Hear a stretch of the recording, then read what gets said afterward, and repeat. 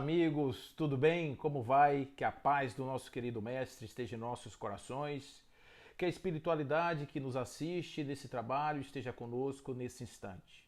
Eu rogo para que essas bênçãos estejam em vossos corações, estejam em vossas almas e essas bênçãos caiam sobre vossas vidas, trazendo luz, contentamento, alegria, esperança, harmonia. E que todos estejamos nesta grande egrégora a partir desse instante para fazermos o trabalho que agora nos propomos a realizar, esse estudo de uma passagem do Evangelho, uma passagem muito interessante que está no Evangelho de Mateus, capítulo 20, versículos de 1 a 16, a parábola dos trabalhadores da vinha, ou o trabalho na vinha.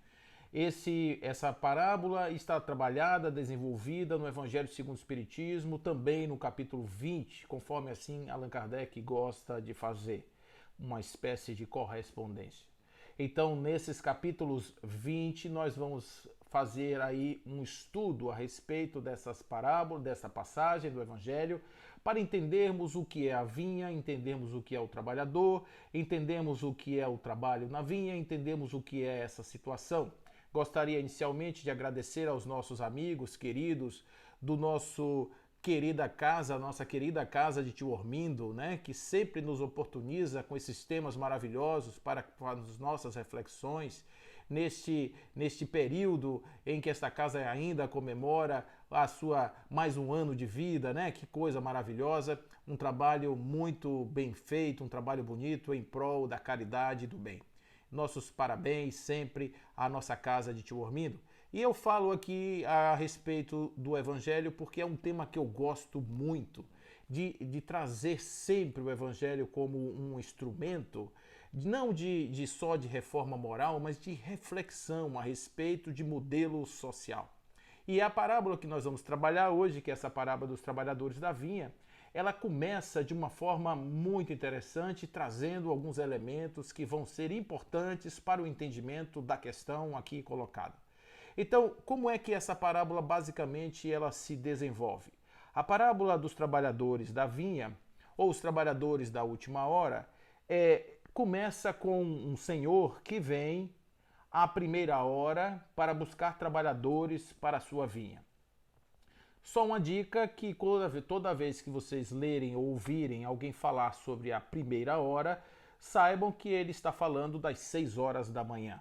Então, a partir daí você conta a primeira, a segunda, a terceira, a quarta e por aí vai, chegando até a 12ª, que seria 6 horas da tarde, e aí começa um novo ciclo. Então, este período, né, dessas horas, a primeira hora ele chegou justamente nesse período entre 6 e 7 da manhã. E nesse período ele arregimentou alguns trabalhadores para a sua vinha, oferecendo-lhes um salário de 1 denário. Disse: venham à minha vinha trabalhar, lhes darei 1 denário pelo trabalho que vocês vão desempenhar na minha vinha. Vieram alguns. Ele volta então na terceira hora, portanto às 9 da manhã, e recolhe mais alguns trabalhadores, lhes prometendo um salário justo pelo serviço na vinha. Volta à sexta hora, volta à hora nona, que seria às 3 da tarde, e vai na 11ª hora, que seria às 17 horas, faltando apenas 1 hora para encerrar o expediente, e ele chega na praça e ainda existem trabalhadores que estão lá sem trabalhar. Então ele diz assim para os trabalhadores: por que vocês estão aqui? Estamos aqui porque ninguém nos chamou para trabalhar. Então venham, vocês vão trabalhar na minha vinha. Podem vir e vocês aqui estarão bem aquinhoados, vocês serão bem recebidos. Eles, claro, eles vão, acompanham o Senhor até a vinha. Quando chega na 12ª hora, ou na hora 12, ou a hora 12ª, ele então chama o capataz e diz: traga todos os trabalhadores da vinha que eu vou lhes dar o pagamento que eu acertei. Mas primeiro coloque aqueles que chegaram por último. Esses que chegaram por último estão aqui na frente da fila e vão receber o seu pagamento. Aqueles que chegaram primeiro estão logo nos últimos lugares. O que vai acontecer aqui? Vai acontecer algo que Jesus de maneira corriqueira, sistemática, ele faz nas suas passagens, nas suas parábolas. Ele vai usar de uma espécie de uma dissonância cognitiva, ele vai usar uma espécie de um contraste, ele vai usar um paradoxo, ele vai usar alguma coisa que chame a nossa atenção. E nesse caso especificamente, uma frase que nós gostamos de usar bastante, mas que não se aplica absolutamente em nada no mundo atual que nós vivemos. Os últimos serão os primeiros. No mundo em que vivemos, os últimos são sempre os últimos. E os primeiros são os primeiros. Quando a gente assiste uma corrida, quem chega primeiro ganha o prêmio.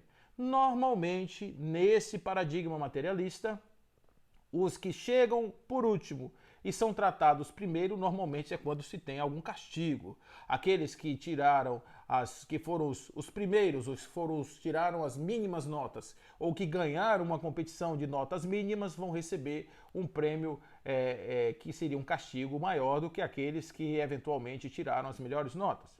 Então a gente tem um costume aqui na Terra de dar o prêmio para quem chega primeiro. É por isso que dentro do paradigma materialista, quem consegue passar por cima e ganhar, os americanos chamam de os winners, os vencedores, esses são aqueles que normalmente têm o que se chama de sangue nos olhos, que tem, né, a faca na boca, são aqueles que conseguem realmente ir para cima e ganhar, e são os pitbulls, e são aqueles que, enfim, você já conhece essas peças, né? Essas peças raras que tem por aí, que querem porque querem vencer o mundo em cima do paradigma materialista, que ele é completamente uma grande armadilha, porque no momento que a pessoa bota a mão no prêmio, o prêmio desaparece, some da mão dele. E ele fica, né, sem entender nada, porque prometeram para ele uma coisa, prometeram que ele seria o primeiro, e na verdade ele não é primeiro em lugar nenhum, porque ele apostou naquilo que o ladrão rouba, naquilo que o ferrugem come, naquilo que a traça rói. Então, nesse caso especificamente, estamos falando de uma dissonância cognitiva, aonde os últimos serão os primeiros. E o que aconteceu nesse momento? Aconteceu que o primeiro que chega na frente recebeu um denário. O que estava lá no fundo, ele vai dizer assim, não, está errado. É claro que não pode ser. Se ele recebeu um denário, é sinal de que eu vou receber muito mais. É claro que esse senhor não está imaginando que ele vai me pagar a mesma coisa que pagou esta pessoa, porque ele só trabalhou 1 hora e eu trabalhei 12 horas. Então não faz sentido. Só que quando chegou a vez dessas pessoas, eles receberam um denário. Eles ficaram muito revoltados, disseram, o senhor nos enganou. Como assim eu os enganei? Quanto eu lhes prometi? Um denário. Quanto eu lhes paguei? Um denário. Por acaso eu sou mau? Os seus olhos são maus porque eu sou bom? Por acaso eu me tornei uma pessoa ruim simplesmente porque os seus olhos enxergam assim? Eu não posso fazer o que eu quero com aquilo que é meu? É por isso que os últimos serão os primeiros e os primeiros serão os últimos. Olha o que ele diz assim, quando ele diz assim, ou é por isso, desta forma, os últimos serão os primeiros e os primeiros serão os últimos. Assim, dessa maneira, desse jeito que vocês estão fazendo. É por isso que aqueles que chegam por último, às vezes, eles estão numa condição melhor do que os que chegaram antes. Isso é Mateus, no capítulo 20. Agora vamos dar uma olhada no Evangelho segundo o Espiritismo, no mesmo capítulo 20, quando Allan Kardec e os seus companheiros espirituais trazem interpretação que vai nos ajudar a deslindar os segredos dessa passagem do Evangelho de Mateus. Uma coisa também que a gente precisa entender das passagens evangélicas, todas elas têm 2 componentes, um símbolo material e um simbolizado espiritual. Nesse caso, quem é a vinha? A vinha é o plano celeste, é o reino de Deus. É o lugar onde supostamente Deus está elaborando algo que será o alimento da humanidade, que será o alimento do universo. A vinha tem a ver com a produção, tem a ver com a vida, tem a ver com o vinho, tem a ver com a alegria, tem a ver com uma série de coisas que seriam propugnadas, seriam ofertadas, seriam dadas para as pessoas após que esses trabalhadores, ou após esses trabalhadores trabalharem na vinha, produzirem aquilo que os frutos vão gerar pelo seu cuidado ou como consequência do trabalho. Então esse daí é basicamente o símbolo material, a vinha como simbolizado espiritual do reino divino. Quem são os trabalhadores? São aqueles que são convidados por Deus para fazerem este trabalho de burilamento do fruto elaborado, trabalhado, plantado, cultivado na sua vinha. Então, aqueles que foram chamados não foram todos, foram alguns que ele chamou e que toparam ir, não é, para esse lugar. Nesse ponto especificamente, na categorização de quem seriam essas pessoas, o Evangelho segundo o Espiritismo vai nos trazer algumas formas de interpretação para que a gente entenda quem são essas pessoas de fato. E aí tem um espírito chamado Constantino que ele vai falar a respeito desse perfil, e ele vai dizer, são 3 os perfis daqueles trabalhadores que eventualmente estariam sendo convocados ou possivelmente convocados para trabalhar nessa vinha. A primeira categoria são aqueles que eventualmente não querem fazer nada, eles não estão afim de nada, eles não estão afim de trabalhar, eventualmente até poderiam até ir lá, mas vão trabalhar com a má vontade horrorosa, eles não vão ter o menor interesse. Por que eu vou trabalhar para essa pessoa? Eu nem sei quem é esse cara, ele vem aqui, ele está explorando nossa mão de obra, não quero saber desse sujeito, fico aqui e ele fica lá. Haveria uma segunda categoria, são aqueles que praticam toda sorte de crimes, que vivem aí pela rua, não querem trabalhar de jeito nenhum. Num determinado momento, sentindo que o negócio está pegando, que a hora está chegando, que a necessidade é premente, ele então recorre àquele que é o Senhor e diz, Senhor, dá-me um emprego, porque agora que está chegando perto do final do tempo, ou do tempo do trabalho na vinha, eu gostaria de ser assalariado. E existe uma terceira categoria, que é aquele que, com disposição e alegria, ao primeiro chamado, pega a charrua e não olha para trás. Ele não faz o menor cara feia, ele está trabalhando, conforme assim, capítulo 6 do Evangelho segundo o Espiritismo, quando o Cristo Consolador nos diz que abnegação e devotamento são 2 atitudes importantes daqueles que trabalham em prol da caridade e do amor, do desenvolvimento do espírito dentro dessas 2 premissas, dessa ação. Então, a abnegação, o devotamento, a benevolência, a indulgência seriam elementos fundamentais para o desenvolvimento das camadas amorosas da caridade. Então, nesse contexto especificamente, Constantino vai dizer que aqueles primeiros seriam os materialistas, eventualmente. Aqui, quando eu falo materialistas, eu não estou dizendo os gananciosos, os egoístas, não. Aqueles que não acreditam nada disso. Ah, não, trabalhar para isso, para quê? Eu não vou dedicar 1 segundo da minha vida para tentar desenvolver a espiritualidade de ninguém, nem a minha, porque não interessa isso, isso não existe. Céticos, frios, são aqueles que não têm a menor possibilidade de você, nesse momento, apresentar-lhes uma forma, um conteúdo, algo que lhes permita entender a vida, desenvolver a sua vida de alguma maneira. Para esses não há discurso, para esses não existe absolutamente um emprego, não há, você pode oferecer, venha trabalhar na vinha, venha desenvolver, e eles não vão querer.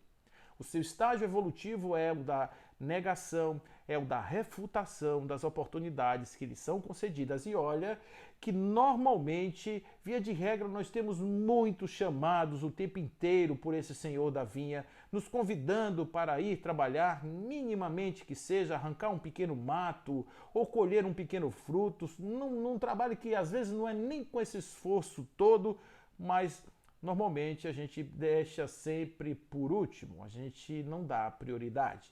Eu diria, e eu falo sempre isso, que quando a gente vai fazer uma pergunta, e essa pergunta estatística ela é muito interessante, pergunta assim, quanto tempo você dedica por semana ao seu espírito? Você já parou para pensar quanto tempo você dedica por semana ao seu espírito? Quanto tempo por semana você pensa na perspectiva de você ser um ser espiritual vivendo a experiência humana e trabalha na perspectiva de vivenciar isso no plano da carne? Você já imaginou quanto tempo isso por semana? Normalmente, quando nós estamos indo para os templos, para as igrejas, para o centro, quando estamos indo em direção àquele momento em que ficamos calados, tomamos um passe, fazemos uma conexão espiritual, que acontece ordinariamente, salvo raras e honrosas exceções, 2, 3 vezes na semana, quando muito. O normal é 1 vez na semana. Ou seja, durante 1, 2 horas por semana nós dedicamos ao espírito. Eventualmente alguns minutos por dia, numa meditação, numa oração, mas a maioria do nosso tempo é dedicado exclusivamente ao nosso plano terreno, a toda a nossa ilusão aqui dessa vida ilusória, desse mundo ilusório. Esse mundo impermanente é aonde nós estamos aqui no mundo, né, nesse mundo da fantasia, quando nós estamos aqui construindo a maioria da dedicação do nosso tempo é para cá. Então, nesse contexto especificamente, estamos muitos nessa categoria, porque perdemos oportunidades do chamamento, perdemos oportunidades da melhoria, perdemos oportunidades importantes para sermos trabalhadores da vinha e do convite que o Senhor no sentido do divino, está aqui nos fazendo.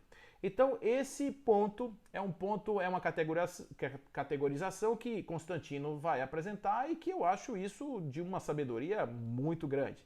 A segunda seriam aquelas pessoas que até conhecem isso, sabem, mas a terra tem um atrator, a terra tem um sabor que é uma coisa especial. Esse negócio das cosquinhas no corpo, esse negócio de mexer dopamina no cérebro, isso deixa a gente, como diz aí a juventude, de onda, não é? Fica todo mundo assim, meio doidão. Por quê? Porque vai em busca dos prazeres da carne, literalmente. Não tem nada de errado nisso. A questão é, quando o sujeito só enxerga isso, só pensa naquilo ou nisto, ele automaticamente ele se aliena, ele se estiola, ele diminui-se. Ele fica menor do que ele é potencialmente, ou capacidade, vai para o espaço, porque ele quer apenas realizar aquilo que qualquer bugre consegue realizar. Qualquer animal realiza isso, qualquer ser irracional vive nessa condição. Mas, ao nos reduzirmos a essa condição, não temos olhos nem ouvidos para aquele momento. E estamos sempre empurrando com a barriga, estamos sempre deixando para depois.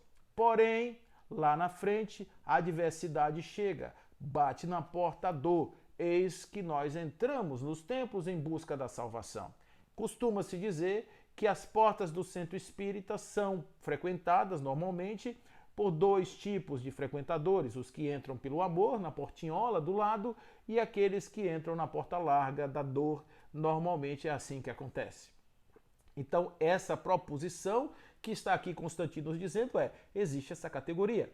Porém, os devotados e os abnegados, que seriam a terceira categoria, dos que estão disponíveis para trabalhar o tempo todo, esse é um pouco mais raro, um pouco mais difícil, porém, estamos aqui falando numa condição em que nós podemos nos transformar nessas pessoas. Então, esse basicamente é o trabalho de Constantino. Então, uma outra mensagem que agora vai ser nos trazida aqui por um espírito de um senhor alemão, né, um filósofo, poeta alemão que desencarnou no ano de 1857, Heinrich, que era acho que o nome dele escreve como Henri Heine, ou alguma coisa assim, que vai escrever esse texto em 1863, ele vai trazer essa mensagem. Ele vai explicar um pouco sobre a cronologia dos trabalhadores na interpretação mais agora de Mateus. Ele vai falar um pouco sobre quem são os trabalhadores nessas horas específicas, da primeira, da terceira, da sexta, da nona, da 1ª hora. Quem são os trabalhadores da última hora? Então ele vai lembrar que o chamamento começou lá atrás.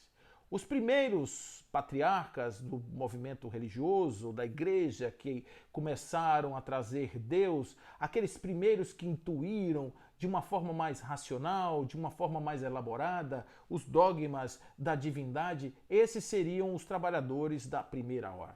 Seriam aqueles que viriam, de certa maneira, criar cultos, criar os procedimentos dogmáticos, as leis, como a gente viu acontecer com Moisés, com toda a sua codificação.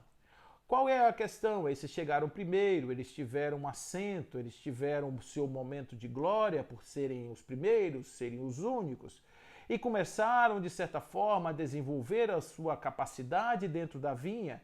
Eles vieram elaborando os seus processos de produção dentro da vinha, claro, com muito mais experiência e conhecimento do que os que iriam chegar depois. Mas, de certa maneira, também, eles se vestiram com os aventais da púrpura, do ouro, da vaidade, do ego, e começaram, de certa forma, a sobrepujar, a passar por cima, a diminuir aquilo que era a mensagem poderosa que lhes trouxe até a vinha.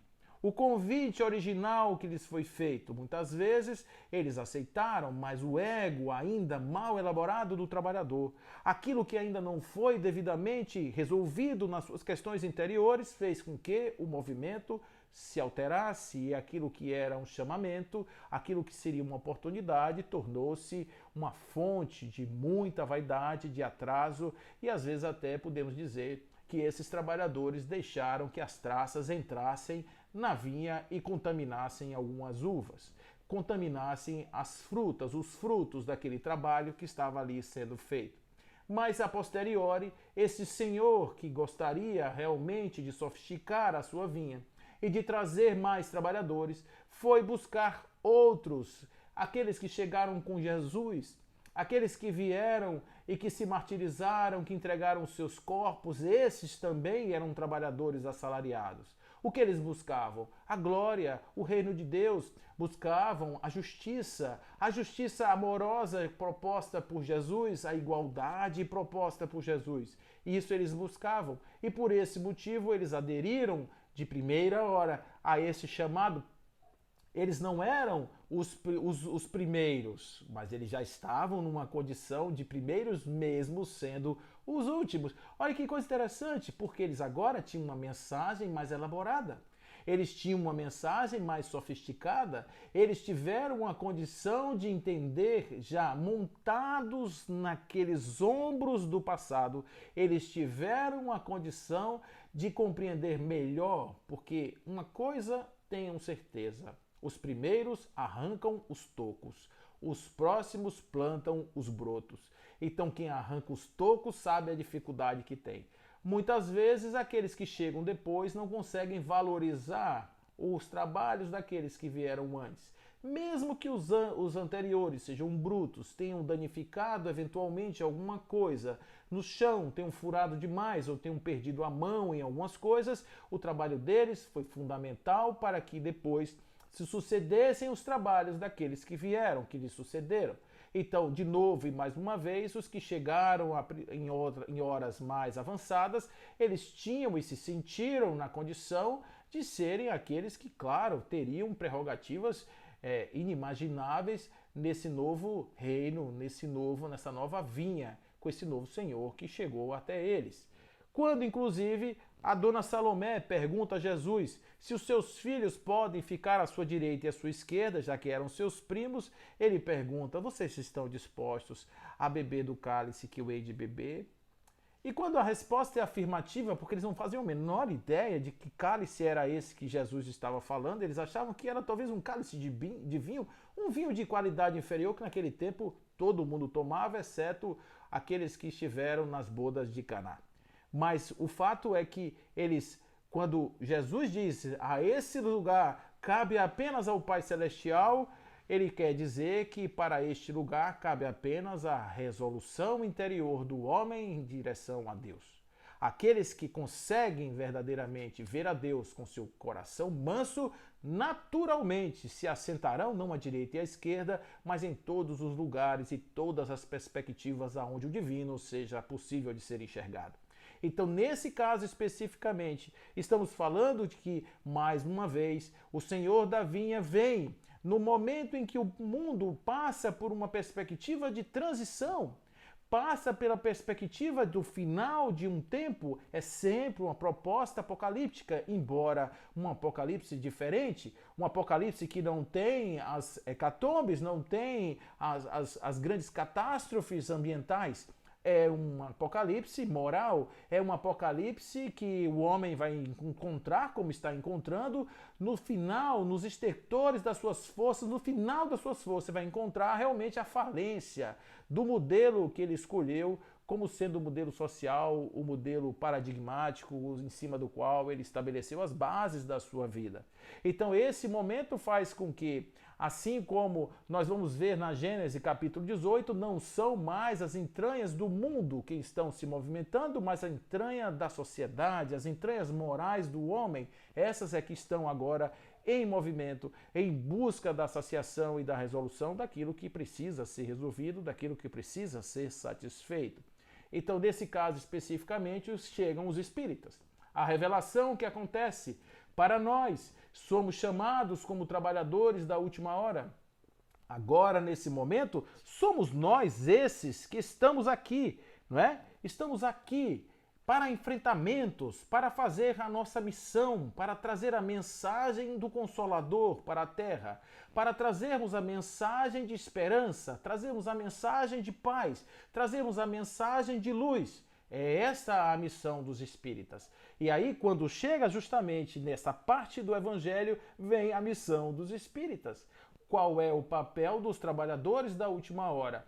É claro que nós não queremos dizer que os espíritas são melhores do que os umbandistas, do que os candomblecistas, do que os budistas, do que os hinduístas, do que eventualmente aqueles que trabalham com outras tendências religiosas. Em hipótese alguma, nós não estamos falando disso. Estamos falando que os espíritas têm uma missão e ponto. Os outros também têm. Podem até ser trabalhadores da vinha, e certamente são, com idiomas diferentes, com linguagens outras, para mentes diferentes, com tonalidades de fruta um pouco alterada, trabalhadores com perfis diferentes, ainda alguns arrancadores de toco, mas o fato é que nós todos agora somos chamados para esse momento de transformação da humanidade. O momento em que o homem é convidado a mudar por si mesmo, a sua interioridade, o seu caráter, a sua postura, a forma como ele vê, como ele vive no mundo, ele agora é chamado realmente para fazer este movimento. E a missão dos espíritas não é outra. Quando vem o nosso querido Erasto, vai nos trazer dizendo o seguinte: não escutais já o ruído da tempestade que há de arrebater o velho mundo e abismar no nada o conjunto das iniquidades terrenas. Isso é Erasto que está nos dizendo lá no ano de 1863, algo que nós estamos enxergando em pleno século XXI, acontecimentos dessa mesma natureza. Bendizei o Senhor, vós que haveis posto a vossa fé na sua soberana justiça e que dos apóstolos da crença revelada pelas proféticas vozes superiores e de pregar o novo dogma da reencarnação e da elevação dos espíritos, conforme tenham cumprido bem ou mal as suas missões e suportado as suas provas terrenas. É aqui que existe a síntese que Erasto vai nos dizer. O que é que os espíritas precisam fazer de outra forma? Os espíritas, eles não precisam se achar melhores do que ninguém, porque eles serão, de novo, os últimos. Haverão outros, eles serão primeiros. Haverão outros últimos que virão depois. Se os espíritas, se esses que estamos agora aqui nessa missão não fizermos o nosso trabalho, outros precisarão vir para trabalhar aqui na vinha. Outros precisarão vir continuar, dar continuidade ao nosso trabalho. Outros precisarão vir para fazer o que nós não fizemos.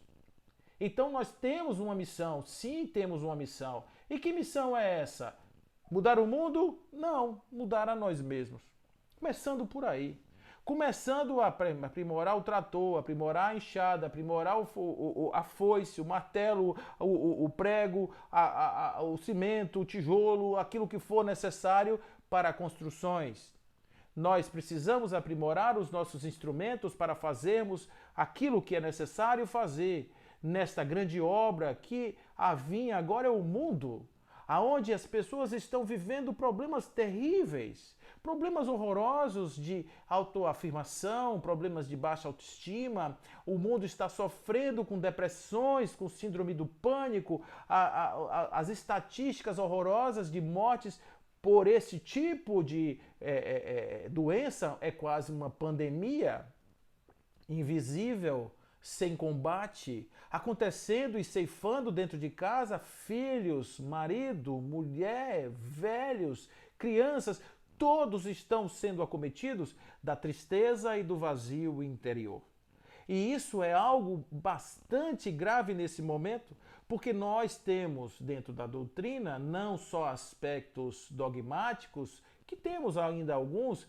Nós não temos não só nos aspectos religiosos, como estamos aqui comentando, mas estamos para além do dogma da fé, estamos para além dos procedimentos religiosos da submissão ou das relações com potências superiores que eventualmente pediriam de nós subserviência. Não, estamos falando de a doutrina espírita empoderar pessoas para que no seu coração essas pessoas consigam reagir aos ataques dos modelos do mundo e com isso fazerem surgir ou emergir uma nova sociedade, uma sociedade melhor, de pessoas mais felizes, melhores, mais bem aquinhoadas, de justiça e de amorosidade fraterna entre todos. Então é isso que nós temos. Isso não se limita a espíritas, isso se limita a uma humanidade transversal. Os espíritas têm conhecimento, por isso precisamos amar como instrumento do desenvolvimento espiritual e precisamos também nos instruir como elemento da capacitação que despertará na nossa consciência a forma e a possibilidade de entendermos o mundo de uma maneira melhor, de uma maneira mais elaborada e sofisticada, porque de racional nós não usamos absolutamente nada no que seja no âmbito da relação humana. Usamos muito a cognição para fazer contas, botar foguetes para fluir no espaço. É lindo ver um astronauta voando no espaço infinito. É lindo ver uma sonda ultrapassar os limites dos sistemas solares e mandando fotos e mandando rádio como se estivesse ali na esquina ou dentro de casa usando uma rede Wi-Fi.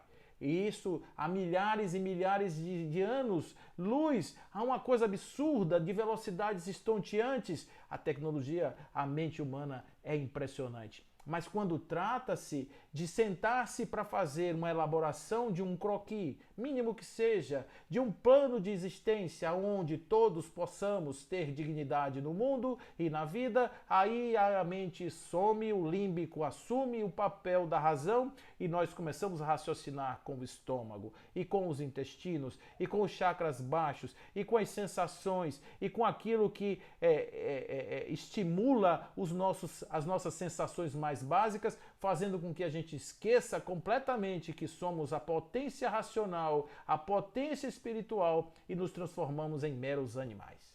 E que estamos aqui arrancando cabeça de pessoas, passando por cima, traindo o tempo inteiro, um fazendo uma coisa, um disse-me-disse, um falou isso, o outro falou aquilo, é a fofoca, é o não sei o que, por cima do outro. Isso é coisa ainda do primitivo básico, nosso estágio evolutivo. O homem precisa despertar. Não para que ele se transforme de uma hora para outra, não é isso. Ele precisa despertar para um potencial de transformação para que ele entenda e possa utilizar a sua razão que leva os foguetes para o além, para também elaborar planos de melhoria da sua capacidade moral, da sua capacidade espiritual, a sua elevação espiritual, usar todo o elemento cognitivo do homem. Então, quando o convite que Erasto vai nos fazer é o seguinte: pregais o desinteresse aos ávaros, a abstinência aos dissolutos, a mansidão aos tiranos domésticos como aos déspotas. Palavras perdidas eu sei, mas não me importa. Faz-se mister, regueis com os vossos suores o terreno onde tendes de semear, porquanto ele não frutificará. E ele não produzirá senão sob as reiterados golpes de enxada e da charrua evangélicas. Ide e pregai. Como pregai? Não é? Pregar falando como eu estou fazendo aqui? Não, porque isso que eu estou falando aqui, qualquer pessoa que saiba falar, que consiga ler, que consiga estudar, que consiga se dedicar ao estudo, à fala, faz. Né? O meu trabalho aqui não tem absolutamente nenhum mérito a não ser o esforço que eu faço para estudar e para me aprofundar nos temas que eu me proponho a falar. Então, fora isso, nada fala de mim, a não ser que toda vez que eu falo isso, os meus ouvidos atentos ficam ouvindo e quando eu saio de um trabalho como esse, a minha consciência diz: e aí? E você? Isso tudo que você acabou de dizer, o que isso fala para você? O que sua vida já reflete naquilo que você pede para o seu irmão fazer? Será que você não está dando um remédio amargo para alguém e está tendo uma resistência de tomar o mesmo remédio? Eu penso isso, gente, eu penso. E todo mundo pensa. Eu conheço pessoas que são exímios oradores, que falam belíssimas coisas. Mas quando nós vamos conviver, nós vamos ver que ainda existem travas ali que precisam ser elaboradas. Precisam ser resolvidas. e que ainda não foram absolutamente, não passaram pelo crivo de nenhum tipo de desejo de vontade de se melhorar. Por quê? Porque estamos na condição dos primeiros. Estamos na condição dos primeiros, achando que o nosso conhecimento nos coloca em primeiro, que a minha mediunidade me coloca em primeiro, que a minha capacidade me coloca em primeiro. Bobagem! Jesus dizia. Quando você chegar no lugar, meu irmão, sente na última cadeira. Porque lá nessa última cadeira, se o dono da festa lhe chamar para sentar na primeira, será papel de prestígio. Mas se ele pedir para que você vá para a última, será uma vergonha incalculável. Então, ide e pregai com o vosso exemplo. Ide e encharqueis, né? Ou encharcai, melhor dizendo, o terreno com o vosso suor. Ide, molhai o terreno com as suas lágrimas, até que seja. Mas que este terreno seja cultivado pelo seu esforço laborioso, para que os outros que venham a posteriori tenham um terreno bom para poder plantar as sementes que haverão de vicejar. Então, quando a gente olha sob o ponto de vista da reencarnação, nós temos que pensar na possibilidade do seguinte: será que nós não seremos aqueles que vamos jogar a semente no terreno que nós mesmos cavamos? Será que nós não vamos chegar nos terrenos que nós mesmos fizemos o trabalho de arrancar os tocos na anterioridade? Talvez sim. E é assim justamente que vem a bondade de Deus. Na reencarnação nós temos a oportunidade de retomar um trabalho que começamos lá atrás. Além de estarmos usufruindo do trabalho dos nossos antepassados, nós podemos, como uma condição de que nós somos normalmente antepassados de nós mesmos, nós podemos estar dando continuidade a um trabalho que já começamos lá atrás. Portanto, uma outra questão é que essa questão de hora, de tempo pregado no Evangelho é apenas uma referência material para caber no nosso entendimento. Porque muitas vezes os chamados podem ser em vidas sucessivas. Quantas vezes talvez nós tenhamos sido chamados em outras vidas e não atendemos ao chamado? Ou em outra situação, quantas vezes aceitamos com dedicação esse trabalho e agora estamos mudando um pouco do papel? Por quê? Porque de repente o resultado não foi bom, sofremos mais do que usufruímos, eventualmente ainda não tínhamos uma compreensão sobre como funciona o plano espiritual.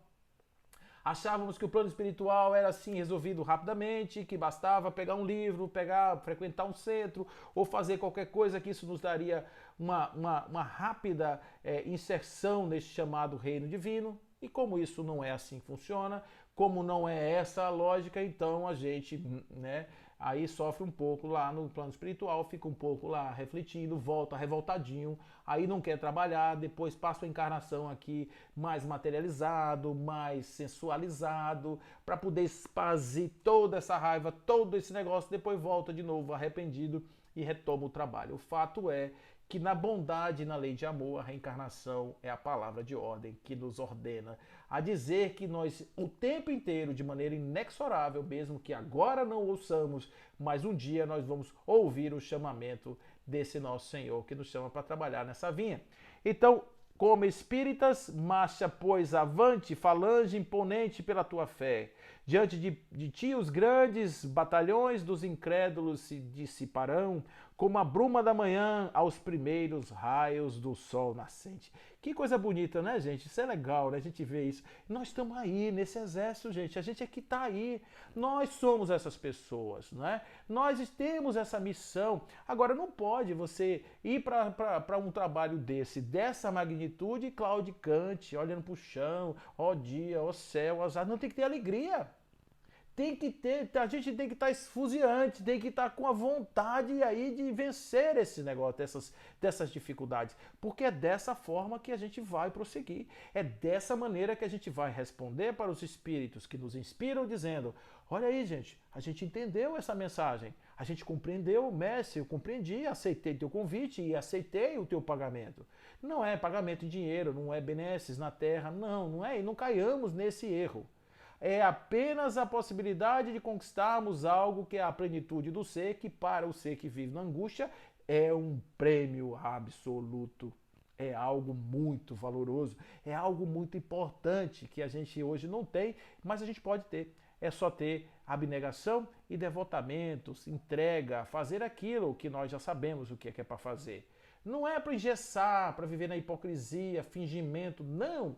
É um enfrentamento mesmo, porque a maior dificuldade aqui, conforme assim vai dizer a fé que remove montanhas, não é a fé que pega uma montanha física e transporta, mas a fé que faz com que aquelas montanhas interiores que atrapalham o nosso passo, que dificultam a nossa evolução, essas montanhas sejam transpostas através da crença e da fé, da certeza do amanhecer, da certeza do alvorecer glorioso, da certeza daqueles que esperam e contam os dias para entrar no mandato da sua herança gloriosa como filhos diletos do Pai Celestial. Em todos os pontos do globo, vai dizer Erasto, vão produzir-se as subversões morais e filosóficas. Que coisa! Que predição maravilhosa! Em todos os lugares do globo estamos assistindo isso. Aproxima-se a hora em que a luz divina se espargirá sobre os dois mundos. Os dois mundos, o mundo espiritual e o mundo da terra. Uma limpeza, uma possibilidade de uma equalização, de uma normalização, de um momento onde nós vamos ter mais sinergia e sintonia, não haverá tantas discrepâncias, esse momento se aproxima. Depende de nós. Esse conhecimento que nós temos a respeito do mundo, da doutrina, a filosofia da existência, isso nos dá uma capacidade maravilhosa de compreender todas as coisas do mundo. Todas as coisas do mundo estão passando aqui agora, nós estamos tendo a dificuldade de enfrentar porque a gente ainda não conseguiu entender isso aqui direito. A gente ainda não conseguiu captar essa mensagem de uma forma muito clara e por esse motivo a gente duvida, a gente vacila, a gente bota para lá, bota para cá e cria umas coisas que a gente não entende, um movimento que se divide, um movimento que mistura com política, uma coisa horrorosa, gente que não entende nada do que está fazendo nesse papel. Coisa de política é coisa de matéria, é coisa de relação, de matéria. Nós estamos falando de espírito, nós estamos falando de seres amorosos que vão trabalhar. Esqueça o outro, o julgamento do outro, Joana já disse. Quando a gente julga o outro, a gente está, na verdade, analisando a gente mesmo. Quando a gente está botando defeito no outro, é porque a gente está olhando no outro, está vendo um defeito que é nosso e nós estamos negando veementemente. Porque o nosso papel como seres amorosos não é criticar. O nosso papel é ver que o outro está claudicante e ajudar. Para que ele se levante e não pisar no pescoço dele, para que ele se afunde porque ele não é igual a mim. Ou ele não pensa como eu penso. Então isso é uma coisa que a gente precisa compreender. Não dá para compatibilizar essas coisas. Não é possível compatibilizar essas coisas. Não dá para fazer Deus e Mamon. Nesse caso é absurdo, não tem a menor chance de fazer isso. Então nós erramos na mão. Por quê? Porque a gente não estuda. A gente não compreende, a gente não sabe o que é. A gente acha que isso aqui é mais uma materialidade, uma coisa legal para você, um penduricalho, né, de Maia, do mundo da ilusão. Não é. Isso é muito sério, é o conhecimento da humanidade. Quando se fala, por exemplo, de aborto, eu fico muito preocupado quando se fala desse tema dentro de uma ordem legal, porque se discute aborto como se fosse matéria de religião e não é matéria de religião. Aborto é matéria de ciência, espírito é ciência, espírito é da natureza, espírito existe há milhares e milhares e milhares de anos, já existe a ciência dos espíritos. Não inventamos nada, não se inventa nada em relação a isso, apenas se dá provimento a uma ciência que explica a origem, o destino e as relações entre os vivos e os mortos. Isso é o que acontece hoje, graças à evolução do conhecimento, graças à ciência espírita, graças ao desenvolvimento da ciência, até da ciência humana. Já se sabe que as coisas estão caminhando para um mais etéreo, um menos denso, uma coisa do submundo, do mundo menor, do microcosmo. É isso que nós estamos caminhando para enxergar essa realidade e esse casamento do micro com o macrocosmo, do que está na transdimensionalidade, com aquilo que é o tangível, concreto daquilo, pelo menos que a gente acha que é, do mundo material. Então, nessas circunstâncias é que nós precisamos nos inserir, como seres em evolução, como seres que têm um papel evolutivo,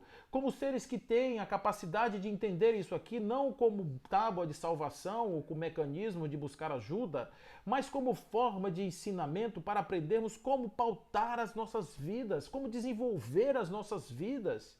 Isso aqui é muito sério, gente. Isso aqui é muito importante. Não é uma matéria como outra que se discute, que se senta, que se levanta, que ajoelha aqui em cima. Não é isso. Isso aqui é algo para você ler, refletir, olhar para dentro de si, se achar aqui dentro, aonde eu sou um trabalhador, como é que eu já estou nesse trabalho, como é que eu estou fazendo, e a partir daí eu começo a me trabalhar para ser capaz de trabalhar nessa vinha. Essa vinha não é para qualquer um, infelizmente, é como diz Dr. Raul Teixeira. Isso aqui não é para todo mundo, isso aqui é para quem tem coragem, para quem tem disposição, é para quem pode se dar ao luxo de abnegar. Abnegar é negar a si mesmo, é negar a sua própria vontade às vezes, é tornar-se menor, é depositar no lugar onde nem a traça, nem o ferrugem, nem o ladrão são capazes de tirar. O único dom, o único bem necessariamente nosso, é esse o lugar que nós precisamos. E de agradecer a Deus a gloriosa tarefa que Ele vos confiou. Mas atenção, entre os chamados para o Espiritismo, muitos se transviaram. Reparai, pois, o vosso caminho e segui a verdade. Olha aí, o que nós acabamos de dizer. Mas há uma frase aqui, a tarefa que Deus nos confiou. Que tarefa é essa? Lá no Livro dos Espíritos, a encarnação dos Espíritos, porque os Espíritos encarnam? Os Espíritos encarnam para que, através das sucessivas vidas, eles possam preparar-se para assumir o papel que lhes cabe na obra da criação. Eu gosto muito disso, porque isso empodera a gente. Tá? Tudo que nos empodera, a linguagem que nos empodera, é uma linguagem que nos ajuda. Porque ela nos lembra quem nós somos. Quem é você? Ah, eu sou um ser humano nascido em Jequié, eu tenho uma cabeça grande, eu sou uma pessoa que não cresci muito, estudei, fiz o possível, não consegui morar no exterior, por isso eu estou aqui agora. Essa é uma visão. Agora, quem sou eu? Eu sou filho de Deus, mas não o filho de Deus que merece a sua piedade. Eu sou filho de Deus que carrego dentro de mim a sua potência. Como filho de um pai amoroso, eu carrego dentro de mim o seu amor. Eu carrego dentro de mim a sua força. Eu carrego dentro de mim a capacidade de me renovar todos os dias.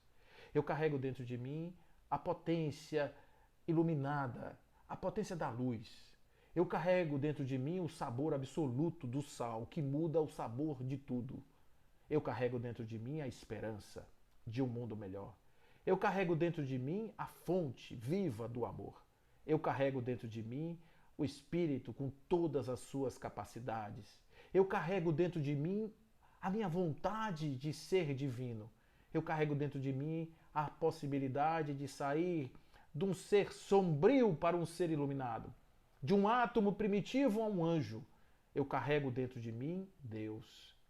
Deus me carrega e eu o conduzo.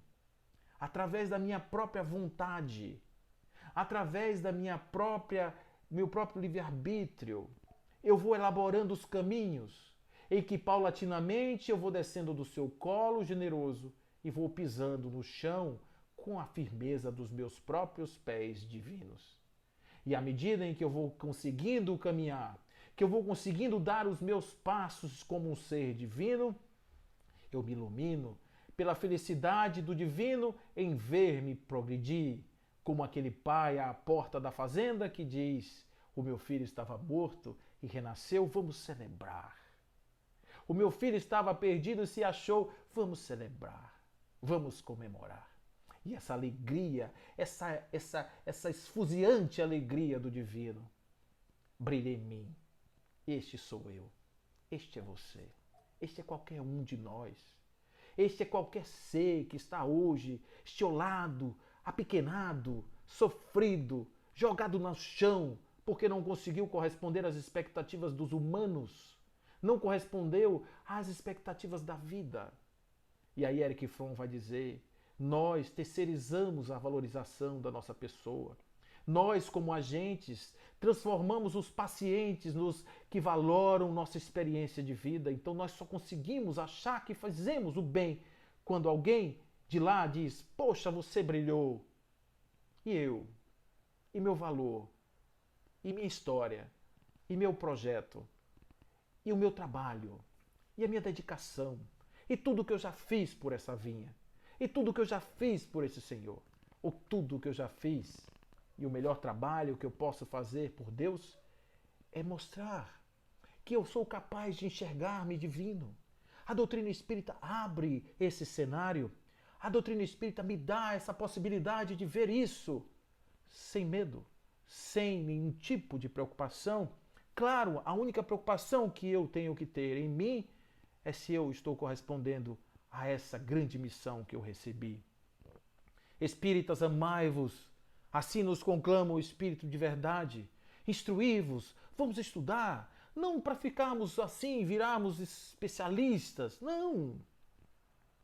Estudar para compreender o que isso pode nos ajudar no dia a dia a sermos pessoas melhores. Ajudar aquele que não é espírita e que não quer ser, não tem problema, mas ele pode receber uma força.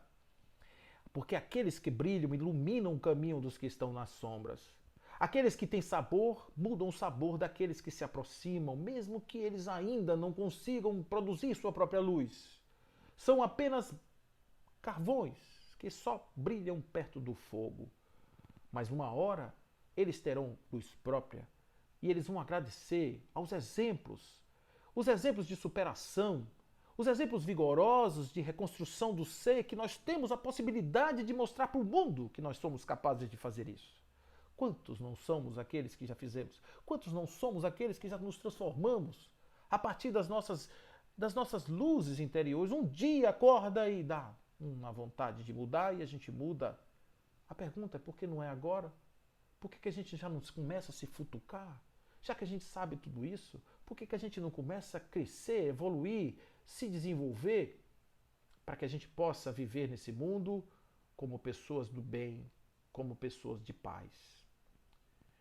E eu peço ao Pai Celestial que derrame todos os dias em nós, esses que somos chamados para este trabalho da vinha do Senhor, para que nós estejamos despertos, atentos e voluntariosos, no sentido de nos colocarmos à disposição, no sentido de nos colocarmos, no sentido de estarmos ali com vontade, com desejo de fazer, sermos alistados desde os primeiros momentos por aqueles que querem enfrentar os seus demônios, as suas sombras, para tornar-se apenas anjos de luz, espíritos iluminados.